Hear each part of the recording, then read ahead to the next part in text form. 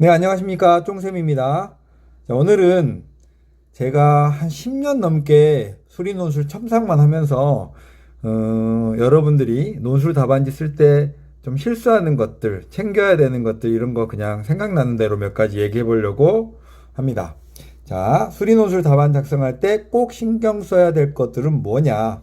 자, 가봅시다. 일단 수리논술은 인문논술이 아니기 때문에 철자가 틀리거나 뭐 사투리를 쓰거나 이런 거는 전혀 채점 대상이 아니니까 놀라지 않으셔도 됩니다. 그런데 제일 중요한 게 이거예요. 수리논술은 정답에 이르는 과정을 채점하는 시험이에요. 물론 정답도 맞아야겠지만 그 과정이 득점의 주요한 과정이라는 거예요. 이게 여러분이 딱 뇌리에 박아둬야 될 포인트예요.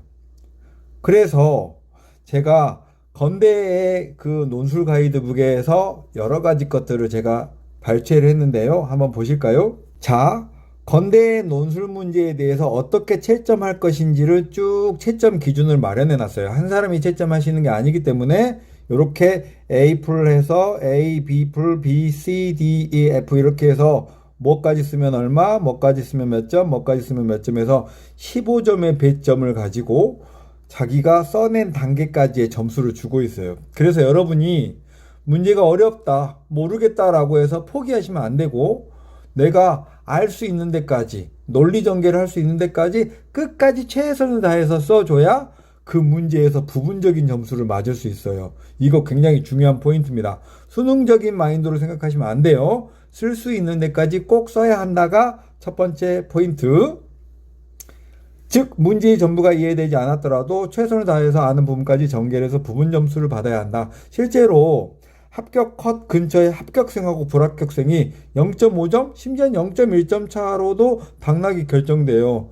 예비 1번 학생은 얼마나 억울할까요? 를 생각하시면 여러분이 아낌없이 최선을 다해야 되는 거죠. 자, 그 다음에 교과 과정에 공식을 사용하면 안 됩니다. 로피탈의 정의 쓰면 안 됩니다. 그리고 문제 풀 때 여러분이 수능적인 마인드로 그냥 이렇게 과정 생략하면서 야매처럼 풀었던 그런 방법들은 논술에서는 절대 쓰면 안 돼요. 채점관이 매의 눈으로 다 봅니다.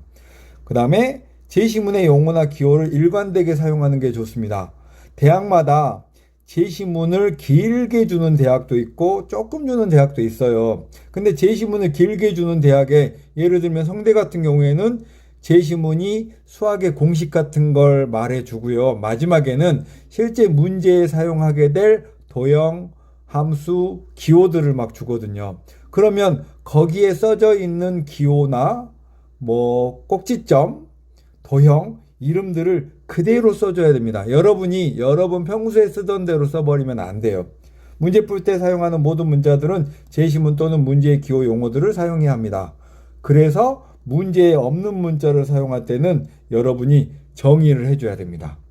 논술도 사람이 채점을 하는 거잖아요. 그래서 도형이나 뭐 그림, 좌표 평면 등 논리 전개에 도움이 되는 건 적극 사용하는 게 좋습니다. 그러니까 어떤 학생들 보면 답안지를 작은 글자로 꽉 채워요. 그러면 보는 이가 완전 빡 돌아요. 여러분이 채점을 한다고 해도 그렇겠죠. 그래서 문제의 왼쪽 상단에다가 도형이나 좌표 평면이 그려줘서 상대방이 이해하기 쉽다면 적극적으로 사용하는 게 좋습니다. 제가 채점을 해보면 그림을 적절하게 사용해서 자신의 설명을 한 학생 걸 채점할 때 훨씬 더 수월하고요. 또 가독성도 더 뛰어나요. 들여쓰기나 여백 활용을 적절하게 하세요. 숨막히게 빡빡하게 쓰는 것도 별로입니다. 문제 번호가 바뀌거나 수식 전개가 바뀌면 줄바꿈을 해주는 게 좋아요. 사실 줄바꿈을 안 했다고 감점이 되거나 하는 요소는 아닌데 아무래도 논술도 사람이 채점을 하는 거다 보니까 보기 편한 게 글도 잘 써 보이고 수식 전개도 더 잘해 보이는 게 있어요. 그러니까 지금 여러분이 글씨체를 바꿀 수는 없잖아요. 그렇지만 줄바꿈이랄지 들여쓰기랄지 적절한 간격을 둠으로써 채점하는 이에게 최소한의 배려를 해줘야 됩니다. 자, 이거는요, 제가 전에 채점했던 어떤 학생 거 하나 보이는 데만큼만 사진 찍었는데요. 보시면 글씨가 간격도 잘 띄고 있고 그림도 잘 활용하고 있어서 보기가 너무 편하죠. 여기까지는 미치지 못하더라도 제가 뭐 한양대 모범 답안을 봤을 때요, 뭐 왼발로 쓴 것처럼 해서 합격한 학생도 있어요. 그러니까 글자체가 안 좋다고 해서 뭐 쫄 필요는 없지만 가능하면 줄 맞춰주고 그림 같은 거 이용해서 채점하는 이에게 최소한의 배려를 해주는 게 득점에 도움이 된다라는 말씀 드리고 싶어요. 자, 그 다음 중요한 요소가 문제의 질문사항을 체크하세요. 정신없이 문제를 풀다 보면 한 문제가 그 안에서 두세 개의 질문을 던질 경우가 있는데 답을 누락한 학생이 그렇게 많대요. 논술 시험 시간은 보통 100분이 넘잖아요. 100분이 평균인데 여러분이 답안을 쓰시고 나서 빠뜨린 거 없는지 정확하게 확인을 하셔야 돼요. 그 다음에 식을 전개 다 했으면 끝에 답은 무엇입니다. 이렇게 해서 깔끔하게 마무리해 주는 것도 중요해요. 거의 다 구했는데 거기서 그냥 멈춰버리는 학생도 많다고 채점관한테 직접 들었습니다. 그 다음 답안지는 깨끗하게 유지하세요. 그러니까 답안지 내에다가 여러분이 막 낙서하고 계산하고 막 하고 지우고 막 자국 남고 하는데 연습지가 있거든요. 그 연습지에다가 계산을 하시고 답안지는 깨끗하게 쓰시는 게 좋습니다. 그 다음에 뭐 이런 거 있잖아요. 화살표로 이렇게 답이 이렇게 화살표로 이렇게 이어서 답을 이어서 쓰는 거 이런 거 안 돼요. 장난하는 것 같아요. 그리고 답안지의 테두리를 벗어난 답안은 최하점을 받습니다. 채점을 안 한다는 뜻이에요. 결정적으로 중요한 건 논술의 답안지 안에는 여러분의 투혼이 들어가야 됩니다. 그래서 답안을 쓸 때는 채점하는 이가 마치 그냥 나의 동생, 멀리 있는 나의 동생에게 형으로서, 누나로서 어떤 설명을 해준다라는 그런 마인드를 가지고 최선을 다해서 써야 돼요.